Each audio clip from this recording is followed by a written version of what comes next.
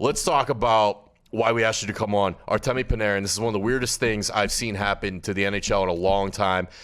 He takes a 2-week leave of absence from the Rangers. The best player on the team, MVP, Hart Trophy candidate, takes a 2-week leave of absence because of a political, you could call it a hit piece, I guess, political hit piece that comes out in Russia claiming that he assaulted, I believe it was a 19-year-old girl in 2011. Yeah, in Latvia. So this story actually goes back a couple weeks, which is why it's so strange and why Artemi taking a leave of absence is kind of even more. That's what actually made the story. So I've covered this story at least from the second it dropped, and I've consumed every piece of media from Russian reporters, from the New York Post, Molly Walker, and everybody else. And it seems that this story came out as an actual pitch to a newspaper a couple weeks ago in Russia.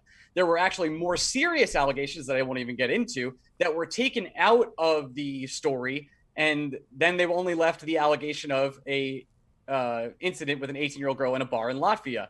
Then that was taken on by a Russian tabloid. The story, at least my understanding, did not pick up in Russia at all. Really? It was out for a couple hours. There was nothing going on. It didn't go viral in Russia. It wasn't this big story. Then Artemi Panarin around 10:30 a.m. on Monday, I believe it was, says, I'm taking a leave of absence. And at the time, we didn't know it was a 2-week leave of absence. My gut feel was like, wow, there's something we don't know about this story if he's taking a leave of absence when almost everybody, the story was from Andrei Narazov, who's a former NHL goon. Yeah. He's been called a drunkard. He's been known to try and up his standing within the Russian Hockey Federation. Sounds like you, AQ, a known drunkard. No comment from me. I'm finally recovering. Right?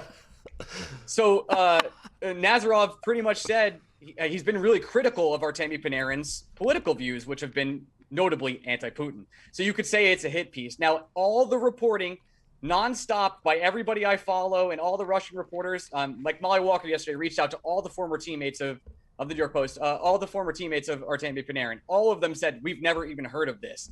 Nazarov said, if you can ask the Latvian Russian community, multiple Russian reporters asked Latvian hockey community.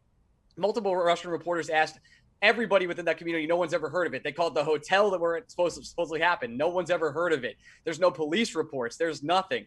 So could this be a case where Nazarov was just out there talking, trying to gain favor? It could be. Could it be a political hit piece? That's the way it's being framed. There's a lot of different layers to this story, but the thing that makes it so interesting and the thing that really set the story off in general is that Artemi Panarin took a 2-week leave of absence. At least that's what has been reported, that he's going to take a 2-week leave of absence at this point in time.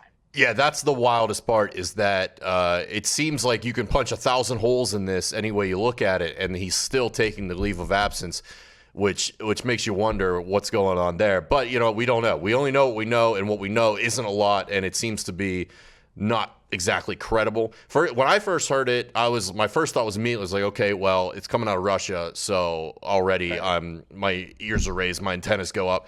And then you see, there's a political agenda behind it, because what was it, a month or two ago, Panarin came out, and he was supporting the guy who was poisoned. Was that correct? Yeah, I'm gonna butcher his first name, so I won't say it. But that's why I asked you. Yeah, he's the political opposition party.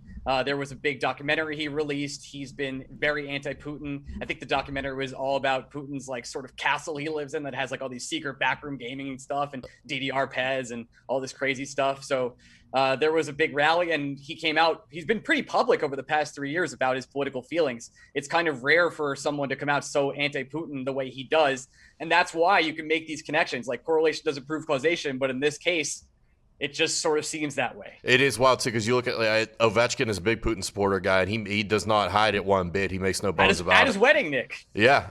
I mean, and Malkin, I know he's played with them when they've gone over there, and Putin scores his 20 goals a game. He's like the Russian Gretzky. He's electric out there. AQ, have you ever seen or heard anything like this? You've been in the NFL for 10, 11 years now, and you've been around a lot of tabloid stuff. Have you ever seen anything like this absurd, this insane?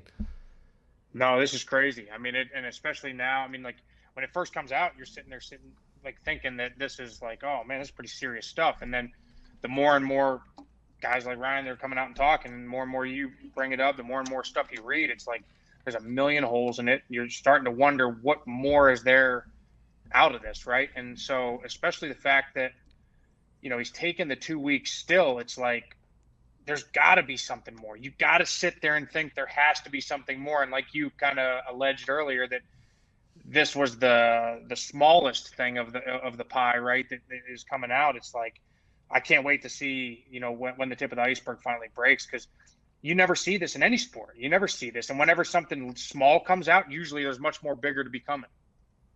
Absolutely. Yeah. Like I said earlier, it could be he's going to protect his family. He allegedly is staying in the States. There could be a lot of different scenarios here. It's not my job to speculate how he's going to be handling his personal life, but to step away when you're one of the, if not the highest paid player in the game and the absolute franchise, to me, that has to be a serious moment. I'm not blaming Artemi Panarin for stepping away. If he has to deal with his family, he should. That's what should be his top priority. Absolutely. The New York Rangers, I have news for everyone. They're not going anywhere this year, everybody. It's totally fine. We're ready to load up and get another lottery ball. So whatever Panarin has to do at this point in time to take care of his personal business, I'm fine with it, which is why my gut feel was we've seen the last of him this season. But then later on that night, he said, or at least it was reported that he asked the Rangers for 2 weeks. I wonder if that holds true 2 weeks from now, and this is a wait and see situation. I wouldn't be shocked at all if he came back earlier in that 2 weeks. Maybe he misses a game or two and just takes some time to make sure everything's smooth. Like you said, with the family, that's the most important thing, especially in Russia. We've heard countless stories of guys trying to get their way out of contracts with the KHL and having to deal with the government in Russia and trying to sneak over to the States to play. So would not shock me one bit if he just takes some time, gets his affairs in order, and then we see him back on the ice.